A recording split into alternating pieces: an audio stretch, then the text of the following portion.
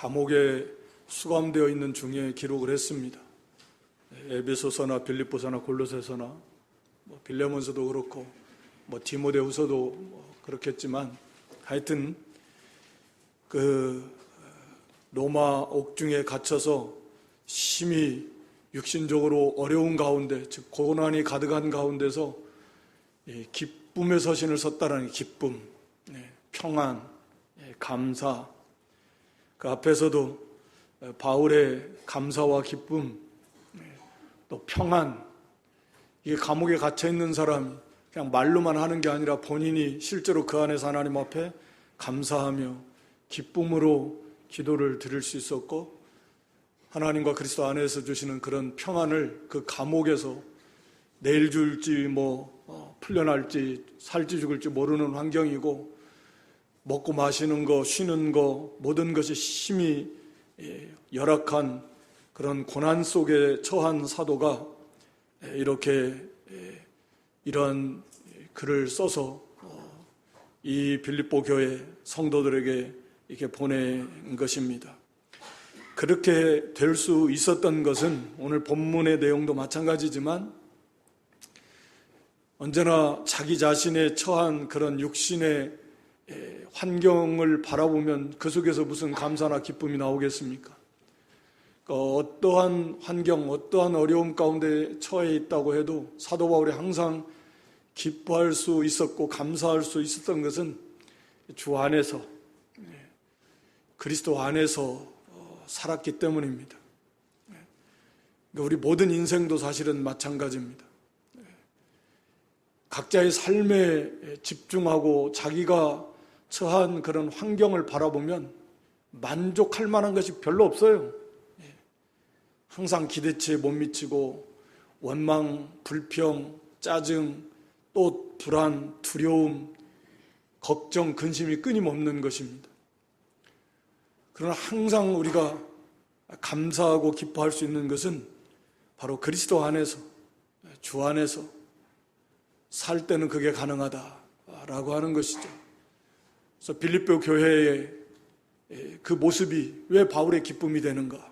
바울은 지금 감옥에 갇혀 있는데 빌립보 밖에 있는 교인들은 그들의 신앙의 모습들, 복음에 동참하고 복음의 변증과 또 바울의 그 고난에 동참한, 복음을 확정하는 데 동참하는 그런 모습들이 도대체 왜 바울이 기쁨이 되고 바울의 감사의 조건이 되는가? 그건 자기에게 있지 않기 때문에 그래요.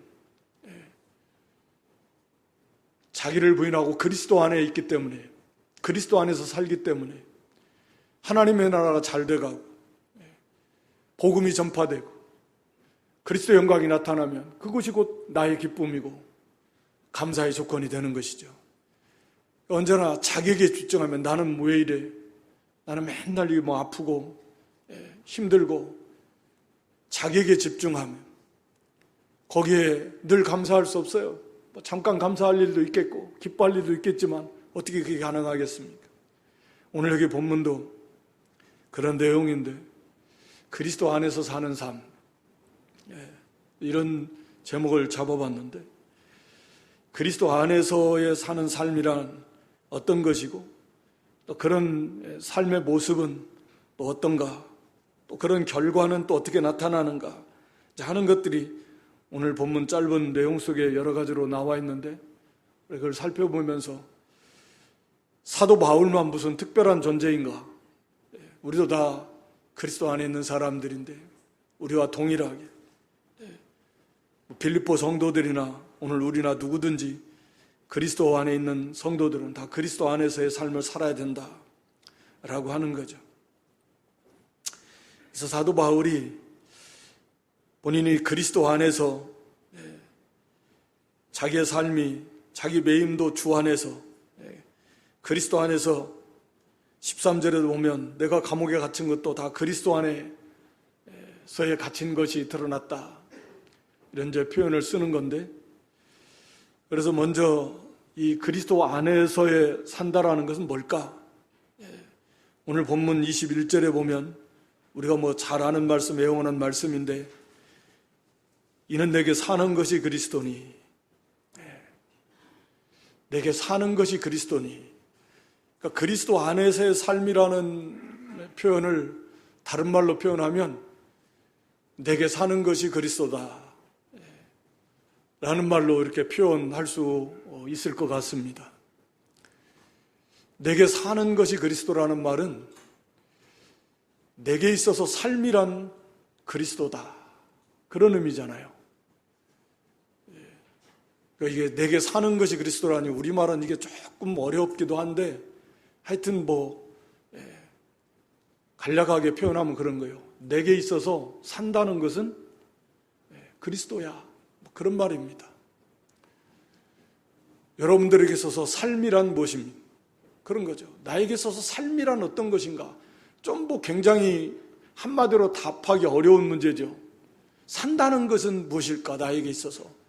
안 믿는 사람들은 산다는 게 뭐야? 나에게 있어서, 우리에게 있어서 삶이란 뭘까? 산다는 것은 나에게 어떤 의미고 무엇일까? 여러 가지로 답할 수 있겠죠.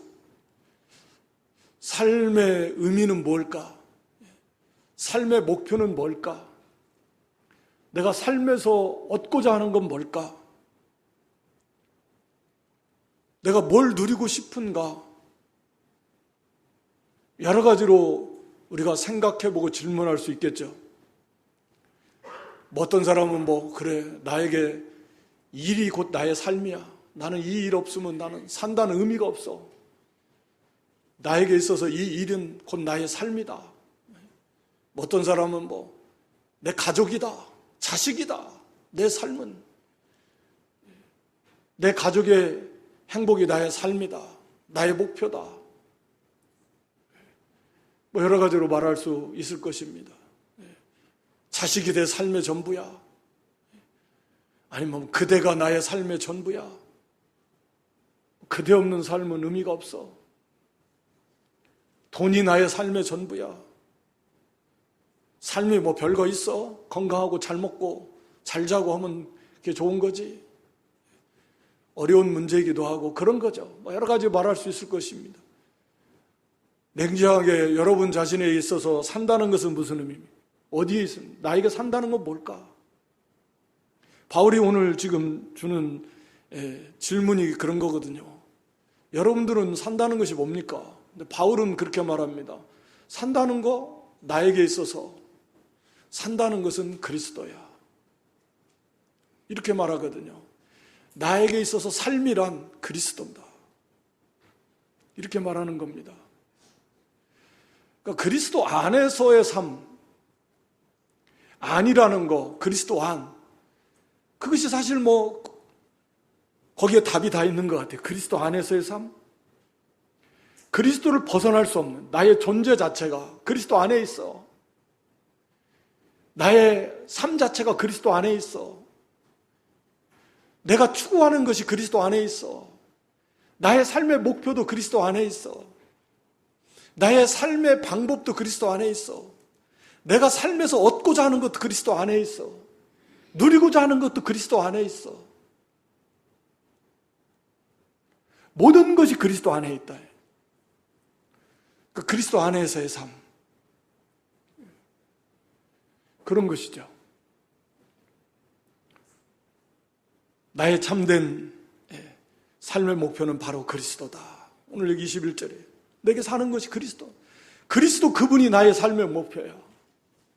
나의 삶의 의미는 바로 그리스도야. 그분이야. 나의 소망, 그건 그리스도입니다. 내가 삶에서 그래, 내 삶 속에서 난 참된 만족을 얻고 싶다. 그래, 나는 그리스도에게서 나의 참된 만족을 얻습니다. 왜? 내게 삶에 있어서 내 삶은 그리스도니까. 내 삶 속에 기쁨이 있다면 그건 그리스도입니다. 오직 그리스도. 그분에게서 나의 참된 만족을 얻고, 나는 그분에게서 나의 참된 기쁨을 얻고, 그분에게서 난 참된 위로를 받으며, 나의 삶의 원동력도 그분이고, 힘과 능력도 그분이고, 내가 의지하는 그분이고, 내가 가장 사랑하는 분도 그분이고, 나의 전 존재가 나는 그리스도 안에 있고 나는 그분이 나의 삶 자체다. 내게 사는 것은 그리스도입니다. 그런 의미잖아요. 우리는 예수를 믿으면서 그 예수님 안에서 나라고 하는 내가 아직도 온전히 다 부인되지 못해가지고 내가 행복하고 내가 잘 되고 우리 가족이 잘 되고 뭐 다 그거 좋죠. 또 그렇게 되면 좋고 또 그렇게 될 것이고, 그러나 한 걸음 더 나가서 바울이 의미하는 건 나에게 있어서 삶은 그리스도 자체다. 그래서 사실은 뭐 거기 21절에도 20절에도 나라고 하는 자체가 살고 죽는 것이 그렇게 중요한 것도 아니에요. 오직 그리스도, 그분이 나의 삶 그 자체다. 삶 속에 포함되어 있는 그 모든 것, 바로 그리스도다 라고 하는 거죠.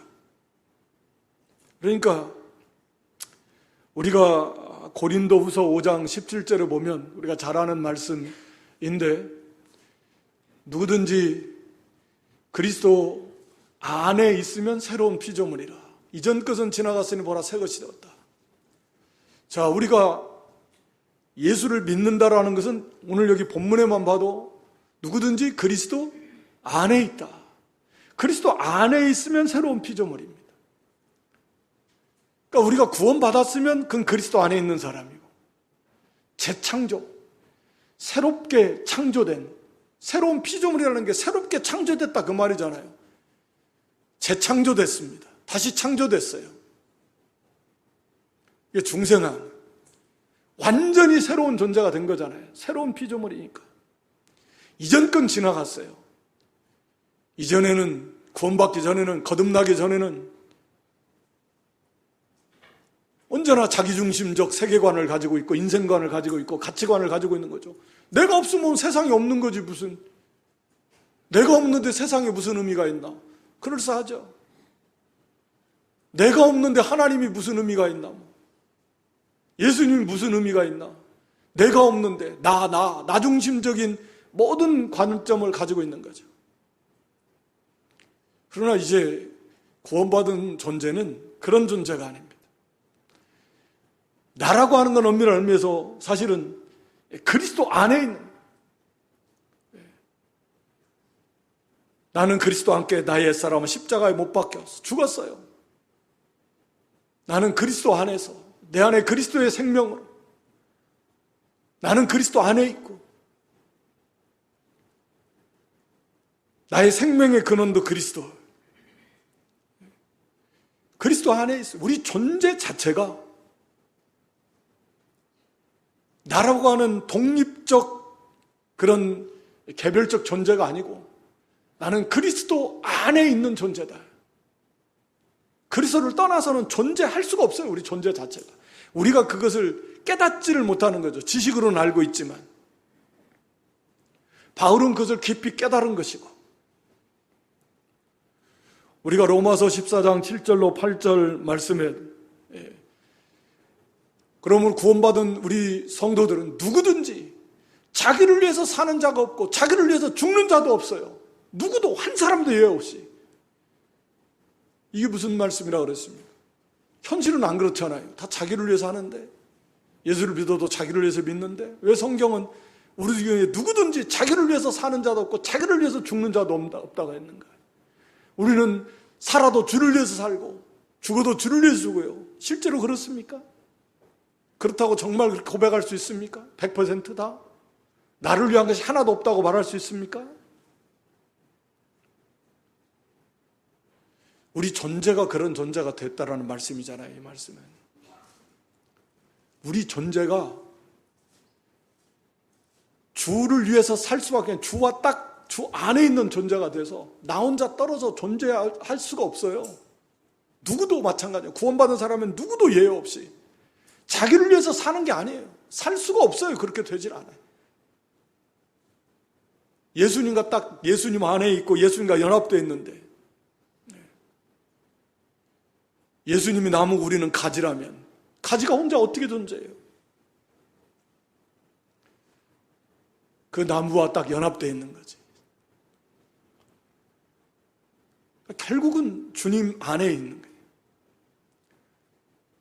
우리의 모든 삶은 다 주님과 연결되어 있어요. 주님께 영광을 나타내든지 영광을 가리우든지. 그러니까 바울은 우리 존재라고 하는 자체가 그리스도 안에 있는 존재예요. 그렇다고 하면 그것을 깊이 깨달아서 사도 바울은 예수님을 만난 뒤로 예수님을 영접한 다음에 그 진리를 깨닫고 이제는 거기에 맞게 나라고 하는 존재 자체가 이제는 그리스도 안에 있고 나는 나에게 있어서 삶이라는 오직 그리스도, 그 최고. 뒤에 가서도 3장에 가서도 그런 말씀을 합니다. 그리스도를 알아나가는 것, 그것이 그 어떤 것과 비교할 수 없는 최고의 가치다.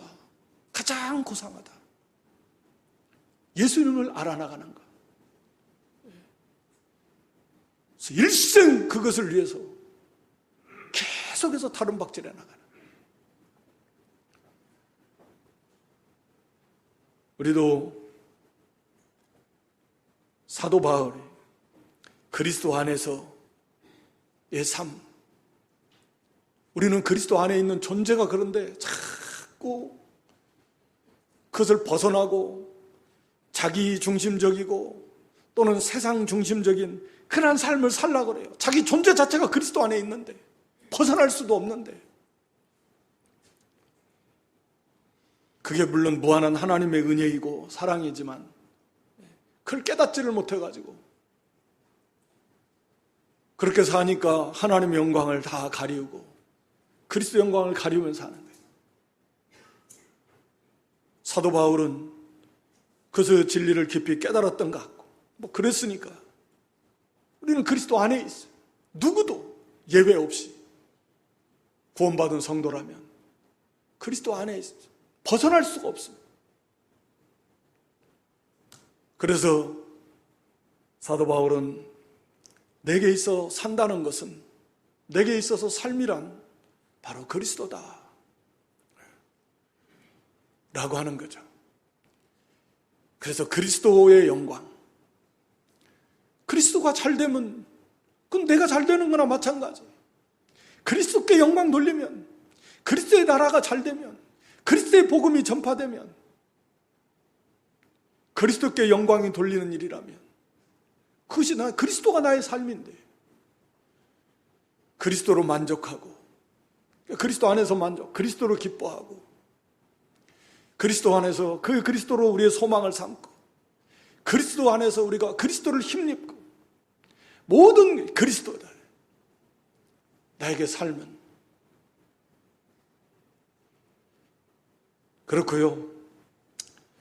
사도 바울이 그런 그리스도 안에서의 삶, 그리스도 안에서라는 의미, 오늘 여기 21절의 말씀대로 다른 말로 말하면 사는 것이 그리스도다라고 고백하는 삶이 바로 그리스도다. 그게 바로 그리스도 안의 삶이다 라는 의미예요. 우리도 이것을 좀 깨달아서 그렇다. 우리도 바울처럼 좀 요원한 것 같지만 그래도 우리도 여기에 도달하는 것이 우리의 목표잖아요. 내게 있어서 삶이란 바로 그리스도. 좀 이렇게 고백할 수 있는 그런 날이 속히 올 수 있기를 주님의 이름으로 축원합니다. 그렇게 그리스도 안에서 사는 것이 그리스도인 바울의 삶의 모습을 보니까 오늘 본문에서 특히 앞에서도 그렇지만 이 고난 중에서 기뻐할 수 있었던 겁니다. 말씀드린 대로 감옥에 gat혔어요. 감옥에 갇힌 가운데서 보통 감옥에 갇히면 어떻게 합니까? 하나님 빨리 여기서 건져주세요. 애가 달아가지고 사실은 밖에 있는 성도들이 염려, 근심, 걱정이 많아요. 빌립보 교인들도 그렇고 얼마나 힘들까, 뭐 얼마나 안타까울까. 사도 바울이 이제 나이가 지금 많이 들어가고 있는데 몸은 얼마나 힘들까. 먹는 거, 자는 거, 입는 거, 또 매어 있으니까 얼마나 힘들고, 또 복음 전해야 되는데 그거 못하니까 얼마나 막 답답하고 힘들어하고, 여러 가지로 밖에 있는 성도들이 걱정이 많이 되는 거예요. 그런데 정작 사도 바울 자신은 아니라는 거예요. 오히려 본인은 그 안에서 기쁨이 충만하네, 감사가 넘치고 있다는, 밖에 있는 성도들을 오히려 위로해줘. 나는 오히려 기쁘다. 그냥 말이 아니라 실제로 기뻐하고 또 기뻐한다 라고 하는 거죠. 말씀드린 대로 왜? 자신에게 집중하면 기쁨이 없다니까요. 여러분, 자신에게 막 집중하면 뭐 기뻐할 만한 게 얼마나 있어요? 기쁨이 오히려 없어지는 거죠. 현실을 바라보는, 세상을 바라보고 자신을 바라보면 걱정만 한가득이죠. 그러나 바울은 그리스도 안에서 사니까 내게 살고 죽고 그건 그렇게 중요한 게 아니에요. 그래서 그리스도 안에서 기뻐하는 것, 이 기쁨의 이유를 보니까 당연히 첫째는 복음의 진보가 돼서 기뻐했어요. 12절에 형제들아, 나의 당한 일이 도리어 복음의 진보가 된 줄 너희가 알기를 원하노라. 이거 기뻐할 일이야.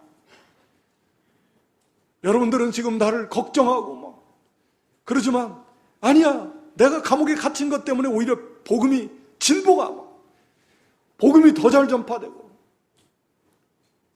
이런 큰 역사가 일어났다. 그래서 바울은 기뻐하는 거예요.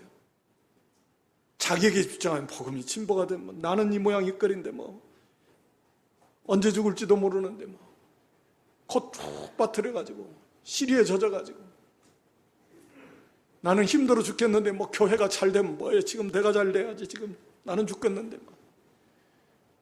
이건 지금 자기에게 집중하니까 교회가 잘 되면 막 내가 지금 내 코가 석자다, 내 코가 석자. 이건 철저하게 자기중심이에요. 바울은 그렇지 않다라는. 그래서 뒤에서도 우리가 잘 아는 대로 주 안에서 기뻐하라.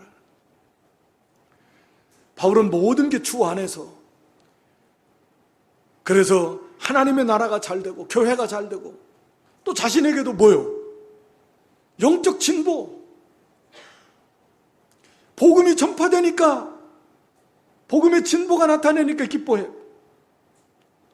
또 19절에 보면은 거기 자신의 구원, 나의 구원에 이르게 될 줄 아는 거로.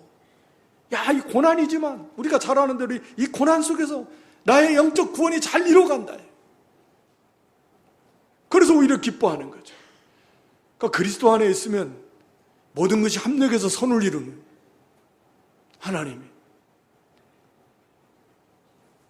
그러니까 자기중심적이 아니라 자기를 부인하고 그리스도 안에서의 삶은 기뻐할 수밖에 없는 거예요. 복음의 진보가 됐어요. 사도 바울이 감옥에 갇힌 것이 그리스도 안에서 매인다. 그리스도 때문에, 한마디로 복음 때문에 갇혔는데 거기 있는 시위대들이 당신은 뭐 때문에 왔냐? 그리스도. 도대체 그리스도가 뭔데? 당신 복음이 뭔데?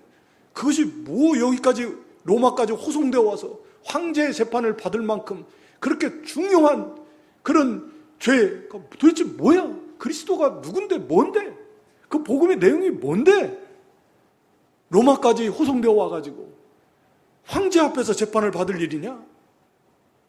그러니까 당연히 복음이 증거가 되는, 그리스도가 이런 분이다, 나는 이것을 전했다. 그럼으로써 복음이 증거돼. 로마 감옥에 그 시위대, 언제 그 사람들이 복음을 들어보겠습니까? 그래서 복음이 증거돼. 또 거기 14절에 보면 형제 중 다수가 로마에 있는 로마의 지배, 당시 전체가 다 로마의 지배 아래 있지만 특히 이 지역적으로 로마에 있는 성도들을 말합니다. 거기에 많은 성도들이 다수가 나의 매임을 인하여 주 안에서 신뢰한다. 주님을 더욱 신뢰했다 그 말입니다. 그래서 더욱 담대해서 겁없이 두려워하지 않고 하나님 말씀을 전파했다는 많은 형제에게 유익을 줬어요. 주님을 더욱 신뢰할 수 있는 그런 믿음의 유익이 되는 바울의 이 감옥에 갇힌 이 일이 오히려 성도들에게 이런 유익을 줬다라는 거죠. 어떻게 그랬을까? 바울이 감옥에 갇혔는데 거기서 막 탄식하면서 얼굴이 새까맣게 돼가지고 그래서 막 두려움에 벌벌 떨면서 나 좀 위해서 기도해줘요. 빨리 언제 나가나 지금 몸도 안 좋고 이러면은요 믿음 있던 성도들도 시험 들어요.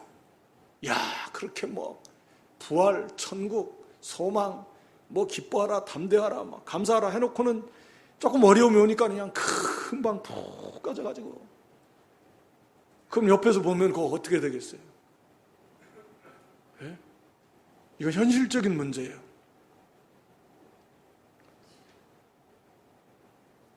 그런데 바울이 그 아래서도 이건 보이기 위한 게 아니라 감사가 납니다. 기쁨이 넘쳤어요. 더욱 담대해요. 부끄러워하지도 않습니다. 사실 감옥에 갇히는 일이 부끄러운 일이잖아요. 요즘엔 그렇게 생각지도 않지만 옛날 같아도 어디 가서 말도 못해요. 부끄러워서 뭔 잘못을 얼마나 했까니 감옥에 들어가요. 그래서 디모데도 그걸 부끄러워. 부끄러워할 일이 아니에요. 그래서 소망 가운데, 확신 가운데, 감사가 넘치고 기쁨이 넘치고 평안한 가운데서 오히려 그 속에서 복음을 전하는 그런 사도 바울의 모습을 통해서 하나님의 은혜의 역사가 있는 죽음 앞에서도 전혀 두려워하지 않아요. 그 하나님의 은혜 안에 기쁨이 충만하고 감사가 넘치고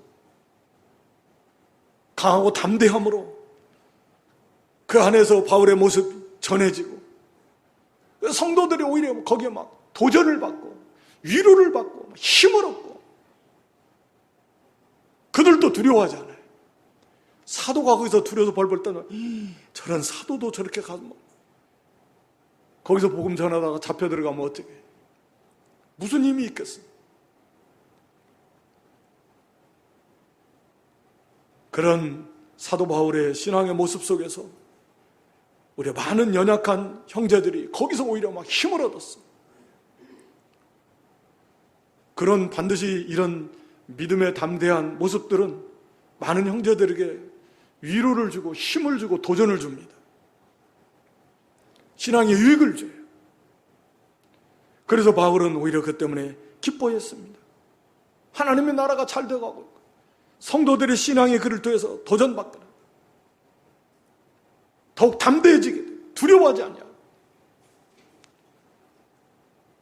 시대 안에서 복음이 전파되어지고 그러니까 그것은 바울의 또 큰 기쁨이에요. 또 거기 보면은 밖에서 복음이 전파해주는 사람들이 있었어요. 두 종류의 사람들 15절 이하에 보면 한 부류는 바울이 복음을 전해야 되는데 감옥에 갇혀서 못 전하니까 그 바울을 사랑하는 마음, 위하는 마음으로 사도 바울이 나와서 못 전하니까 나라도 우리라도 어떻게든지 좀 전하자 복음을. 바울을 위하고 사랑하는 마음으로 복음을 열심히 전하는 좋잖아요. 감사하고 그런 열심히 하게 돼요. 바울의 갇힘으로 인해서 오히려 성도들이 더 열심을 내요. 하나님 나라가 잘 되어가고. 그런데 그 중에는 정반대의 사람들이 있었어요. 15절에 어떤 이들은 투기와 분쟁으로 바울을 시기 질투해요. 자기만 복음 전하나 자 봐라, 나도 얼마든지 더 잘 전할 수 있다. 바울 보고 바울을 봐요. 당신 어떻게 당신은 못 전하는데 나는 이렇게 전해. 야구르지, 부럽지. 자기가 다 바울보다 우월하다. 바울은 못잖아, 나는 전할 수 있어. 뭐 이런 거. 투기와 분쟁으로. 그래서 바울을 더 괴롭게 하려고. 그래서 거기 17절에 저들은 나의 매임에 괴로움을 더하게 할 줄로 생각하냐. 이러면 바울이 더 괴롭겠지. 얼마나 힘들까. 괴로워 죽을 거야. 복음 전해야 되는데 자기는 못 전하고 우리는 막 이렇게 전하니까. 이런 목적으로 복음을 전하는 사람들이 있었어요. 그런데 바울은 뭐요? 18절에 그러면 무엇이냐? 외모로 하나 참으로 하나 무슨 방도로 하든지 전파되는 건 그리스도니 이로써 내가 기뻐하고 또한 기뻐하리라. 즉 다시 말하면 괴롭게 하려는 그런 그 공격 속에서도 오히려 바울이 기뻐할 수 있었던 것은 그리스도 안에 자기에게 집중함. 이 사람들 목적대로 괴로울 거예요. 내가 갔다 와도 전해야 되는데 나는 이게 뭐냐 이게. 저 사람들 가서 저렇게 막 복음을 전하고 있는데 나는 이게 뭐냐. 하나님 도대체 왜 나는 이렇게. 그게 아니라 그리스도만 전파되면 그 사람들도 복음을 바르게 전했던 동기와 목적이 잘못된 거지 그 내용은 바로 됐던 것 같아요.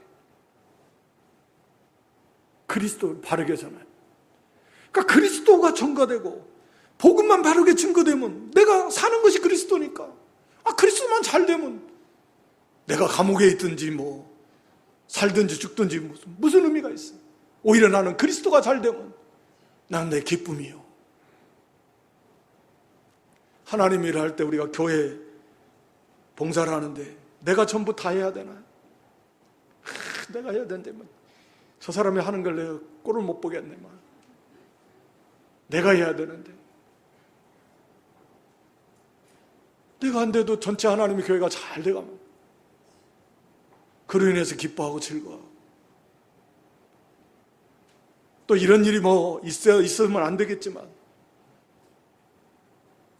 이런 일을 만날 때에도 그래 하나님의 나라만 잘 되면 되는 거야. 그러면 나도 잘 되는 거야. 내가 하나님 나라의 지체이고 교회의 한 지체인데 교회가 잘 되면 되는 거고 복음이 잘 전파되면 되는 거고 그리스도로 즐거워하는 거예요. 그리스도가 잘 되면 돼요.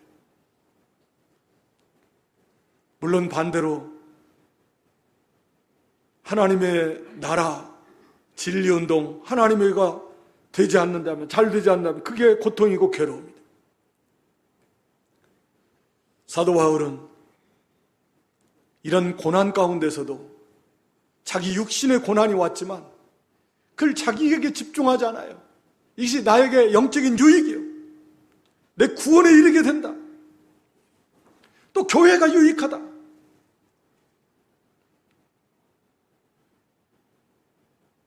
복음이 증거된 거예요. 그래서 항상 기뻐할 수 있었던 거예요. 내가 환난을 당해도 우리가 잘 아는 대로 오히려 이 환난을 통해서 우리가 인내와 연단을 잘 받아서 그리스도 형상을 이루어가는 그런 성숙한 신앙이 된다. 그러니까 고난 중에도 기뻐하는 것이고 교회가 잘 되니까 기뻐하는 것이고 또 교회는 잘 세워져 나갈 거예요. 주님께서 시작하신 분이 끝까지 하나님께서 이루신다 그랬으니까. 그러니까 하나님의 교회는 잘 돼갑니다. 반드시 완성이 돼갈 거고 실패하지 않을 것입니다. 그러니까 감사한 거예요. 그리고 여기 그리스도만 존귀하게 되기를 원하는 삶. 살든지 죽든지 20절에 보면 살든지 죽든지 내 몸에서 그리스도가 존귀되게 하려 하나니. 사도 바울은 어떻게 해서든지 그리스도만 존귀하게 되는 것이 그의 간절한 기대와 소망입니다. 그리스도만 존귀하게 됩니다. 그것이 바울의 간절한 기대와 소망이에요. 그리스도 안에 사는 삶의 간절한 기대와 소망은 바로 이거예요. 그리스도 안에서 사니까 그리스도가 존귀하게 되야죠. 그리스도가 잘 돼야죠. 그리스도의 영광이 나타나야죠. 그걸 위해서 바울은 나가는 것이죠. 그러니까 아무 일에든지 부끄럽지 않고, 이것은 두 가지 면에서 보면 부끄러운 일을 하면 안 돼요. 그럼 부끄러움을 당할 수밖에 없는 거예요. 그리고 또 한 가지는 어떤 일을 당해도 부끄러워하지 않습니다. 우리가 디모데후서 1장 8절 말씀 보면 디모데에게 사도 바울이 말합니다. 내가 갇혀 있다고 부끄러워하지 마. 또 12절에도 보면 바울이 어떤 어려움을 만나도 나는 부끄러워하지 않는다. 내 이 고난을 받지만 나 부끄러워하지 않아. 그래, 내 비록 내 고난받아 먹을 것도 없어. 입지도 제대로 못해. 그러나 나는 부끄럽지 않아. 믿음 때문에, 그리스도 때문에 당하는 고난, 이건 부끄러워할 일이 아니야. 오히려 담대할 일이고, 우리 즐거워할 일이고. 그러니까 어떤 어려움을 만나도 우리는 부끄러워하지 않는다. 그리고 오히려 더욱 담대하게 확신을 가지고 복음을 증거하고 진리를 세워나가는 거예요. 그러니까 그리스도, 내 몸에서 그리스도가 존귀하게 되는 거예요. 복음을 전하는 것이고 진리를 세워나가는 것이고. 그래, 그리스도가 어떻게 해서든지 내가 살든지 죽든지 그건 중요한 게 아니고 그리스도만 존귀하게 된다면 살아도 좋고 죽어도 좋고 뭐 아무 상관없어. 죽으면 더 좋다 그랬으니까. 그게 바울의 삶의 모습입니다. 그리스도만 존귀하게 된다. 그리스도만 어떻게 존귀하게 돼요? 복음 전해야죠. 진리를 세워나가야죠. 담대하게. 왜 담대합니까? 이게 옳으니까, 이게 생명이니까, 이게 하나님이 기뻐하시니까, 이게 주님이 함께 하시는 일이고 주님이 원하시는 일이니까. 담대. 그러다가 어떤 일을 만나도 부끄러워하지 않냐고, 두려워하지 않아. 이게 간절한 기대와 소망이에요.